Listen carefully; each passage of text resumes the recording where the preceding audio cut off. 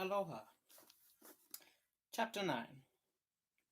After dinner, all the gang turned out to hunt for turtle eggs on the bar.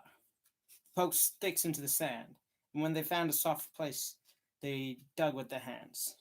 The eggs were round, white things, a trifle smaller than trifle smaller than an English walnut. They had a famous fried egg feast that night, and another on Friday morning. After breakfast, they went whooping and prancing out in the bar and chased each other around and round, shedding clothes as they went, until they were naked, and continued to frolic far away up the shallow water, against the stiff current, which latter tripped their legs from under them from time to time and greatly increased the fun. And now and then they stopped and splashed. Oh, thanks, Emma. They splashed water into each other's faces, finally gripping and struggling till the best man ducked at his neighbor, and then they all went under in a tangle of white legs and arms, and came up sputtering, laughing, and gasping for breath. When they were well exhausted, they would run out and sprawl on the dry, hot sand, and by break for the water again, and go through the performance once more. Finally, they drew a ring in the sand and had a circus with three clowns in it. Next, they got their marbles and played knucks and ring tower and keeps till that amusement grew stale. But by this time, they were all tired. They gradually wandered apart, dropped into the dumps, and fell to gazing across the river where the village lay drowsing in the sun. Tom found himself writing Becky in the sand with his big toe, scratched it out, and was angry with himself for his weakness. But he wrote it again, nevertheless. He could not help it. He raised it once more and took himself out of the temptation by driving the other boys together and joining them. But Joe's spirits had gone down, almost beyond resurrection. He was so homesick that he could hardly endure the misery of it. Huck was melancholy too. Tom was downhearted and tried not to show it. He had a secret which he was not ready to tell yet. But if this mutinous depression was not broken up soon, he would have to bring it out. He said, with a great show of cheerfulness, "I bet there's been parties on the island before, boys. We'll explore it again. I bet there's been pirates on this island before, boys. We'll explore it again. They've hid treasure here, somewhere. How'd you feel to light on a rotten chest full of gold, hey?" But it roused only a faint enthusiasm, which faded out, with no reply. Joe sat poking up at the sand with a stick, and looking very gloomy. Finally he said, "Oh, boys, let's give it up. I want to go home. It's lonesome." "Joe, you'll feel better by and by." "Oh, it's okay. Bueno, nadie va. Ono debe lama. Sorry. நான் தான் விழுத்தினேன். No, nandan. நீங்க I don't know. You'll feel better by and by. Just think of the fishing that's here. I don't care for fishing. I want to go home. But Joe, there ain't such another swimming place anywhere. Swimming's no good. I don't seem to care for it somehow. When there ain't anybody to say I shan't go in. Oh, shucks, baby. You want to see your mother, I reckon. Yes, I do want to see my mother. And you would, too, if you had one. And Joe snuffed a little. Well, we'll let the crybaby go home to his mother, won't we, Huck? You like it here, don't you, Huck? Huck said, yes, without heart in it. "We'll never speak to you again as long as I live," said Joe, rising. "There now." He moved moodily away and began to dress. "Who cares?" said Tom. But he was uneasy, nevertheless, and alarmed to see Huck eyeing Joe's preparations so wistfully, and kept up such an ominous silence. Presently, without a parting word, Joe began to wade off towards the Illinois shore. Tom's heart sank. He glanced at Huck, but Huck dropped his eyes. Then he said, "I want to go too, Tom. It's getting so lonesome, and now it'll be worse. It's just let us go too, Tom." "I won't. You can all go if you want to. I mean to stay." "Tom, I better go." "Well, go on. Who's hindering you?" Huck began to pick up his clothes. He said, Tom, I wished you'd come too. We'll wait for you when we get to shore. But you'll wait a blame long time, that's all. Huck started sorrowfully away, and Tom stood looking after him, with a strong desire tugging at him to yield his pride and go along too. He hoped the boys would stop. They waited on. It suddenly dawned on Tom that it was very, very lonely and still. He made one final struggle with his pride, and then darted after his comrades, yelling, Wait, I want to tell you something. He stopped and turned. When he got to where they were, he unfolded his secret. And when they saw the point he was driving at, they all set up a war whoop and said, It was splendid, as if he had told them at first. And said if he had told them at first, they wouldn't have started away. He made it a plausible excuse, but his real reason had been the fear that not even the secret would keep them with him for long. And so he held it in reserve as a last seduction. The lads came gaily back, chattering about Tom's stupendous plan. After a dainty egg and fish dinner, Tom said he wanted to learn to smoke now. Joe caught the idea and said he would like to try it too. So Huck made pipes and filled them. These novices had never smoked anything before but cigars made of grapevine, and they bit their tongue and were not considered manly anyway.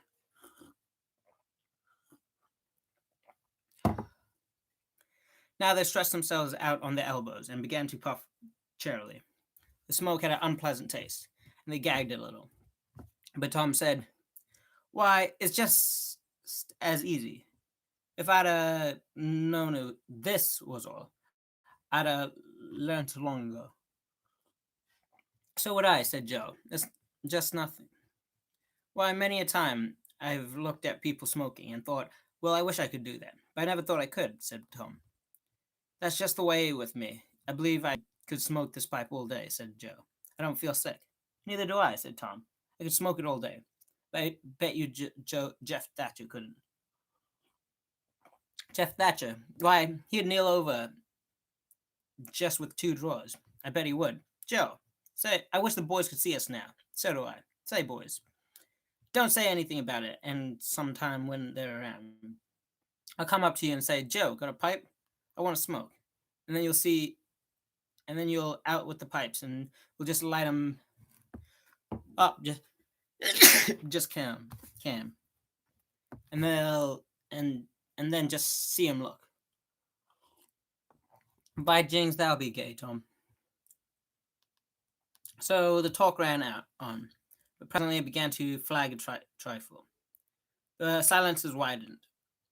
The expectoration marvelously increased. Both boys were looking pale and miserable now. Joe's pipe dropped from his fingers. Tom's followed. Joe said feebly, I've lost my knife. I reckon I better go find it. Tom said with quivering lips, I'll help you. You go that way and I'll hunt around the spring. You needn't come, Finn. No, you needn't come, Huck. We can find it. Huck waited an hour. When he went to find his comrades, they were wide up high in the woods, both very pale, both fast asleep. Something informed him that if they had had any trouble, they had got rid of it. They were not talkative at supper that night. They had a humble look, and when Huck prepared his pipe after the meal and was going to prepare theirs, they said no, they weren't feeling very well. Something they ate at dinner had disagreed with him. At midnight, Joe awoke and called the boys. There was a brooding oppressiveness in the air that seemed to bode something. The boys huddled together near the fire, though the dull, dead heat of the atmosphere was stifling. Beyond the light of the fire, everything was swallowed up in darkness. Presently, there came a quivering glow that vaguely revealed the foliage for a moment and then vanished. And by another came, a little stronger. Then another. Then a faint moan came sighing through the branches of the forest, and the boys felt a fleeting breath upon their cheeks, and shuddered with the fancy that the spirit of the night had gone by. Now a weird flash turned night into day, and showed every little grass blade, separate and distinct, that grew about their feet, and showed three white startled faces too. An instant crash that seemed to rend the treetops right over the boys' heads. A few big raindrops fell pattering upon the leaves. "Quick, boys, go for the tent!" exclaimed Tom. He sprang away, stumbling over roots in the dark. A furious blast roared through the trees, making everything sing as it went. A blinding flash after another, and peal of deafening thunder. And now a drenching rain poured down when the rising hurricane drove it in sheets along the ground. One by one, the boys straggled under the tent, scared, and, scared, and streaming with water. The old sail flapped furiously.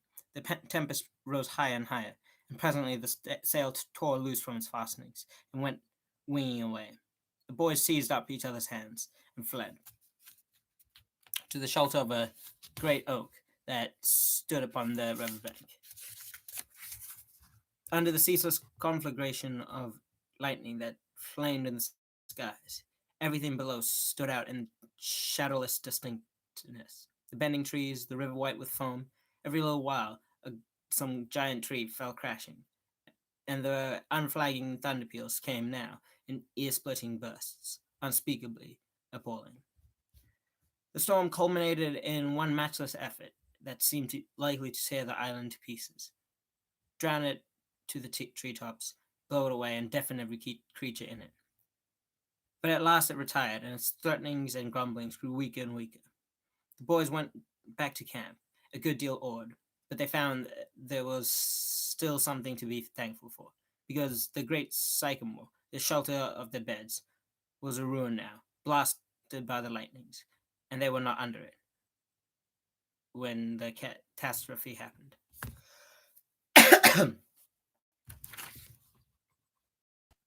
Everything in the camp was drenched, the fire as well, for they had made no provisions against rain. Here was a matter for dismay, for they were soaked through and chill. They presently discovered that the fire had eaten so far up the great log that had been built against, that the handbreadth of it had escaped wetting. So they patiently wrought until the shreds of bark gathered from the undersides of the logs. They coaxed the fire to burn again. When they piled on boughs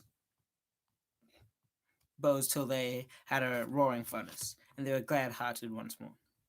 They dried their ham and had a feast, and after they sat by the fire and glorified their midnight adventure until morning, for there was not a dry spot to sleep on.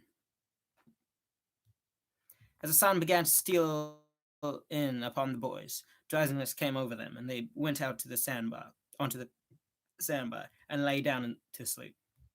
They got scorched by and drearily set about getting breakfast. After the meal, they felt rusty and stiff-jointed, and a little homesick once more. Tom saw the signs and fell to getting them interested in a new device. This was to knock off being pirates for a while and be Indians. They were attracted by this idea, so it was not long before they were stripped and striped from head to heel with black mud, like so many zebras. All of them chiefs, of course, and then they separated into three hostile tribes and killed and scalped each other by the thousands. It was a gory day. Consequently, it was an extremely satisfactory one. They assembled in camp towards supper time, hungry and happy. But now a difficulty arose. Hostile Indians could not break there was no other way. So with a show of cheerfulness, they as they could with a show of cheerfulness as they could muster, they called for the pipe and took their whiff as it passed in due form. And behold, they were glad they had gone into savagery, for now they had gained something. They found that they could now smoke a little without having to go and hunt for a lost knife. They practiced more after supper with right fair success, and so spent a jubilant evening. We will leave them to smoke and chatter and brag, since we have no further use for them at present. But there was no hilarity in the little town that same tranquil Saturday afternoon. The Harpers and Aunt Polly's family were being put into mourning, and with great grief and many tears, conducted their concerns with an absent air and talked little, but they sighed often. The Saturday holiday seemed to burden the children. They had no heart in their sports and gradually gave up on them. Becky Thatcher moped about in the deserted schoolyard, but she found nothing there to comfort her. She soliloquized. Oh, if only I had his brass Andrian knob again.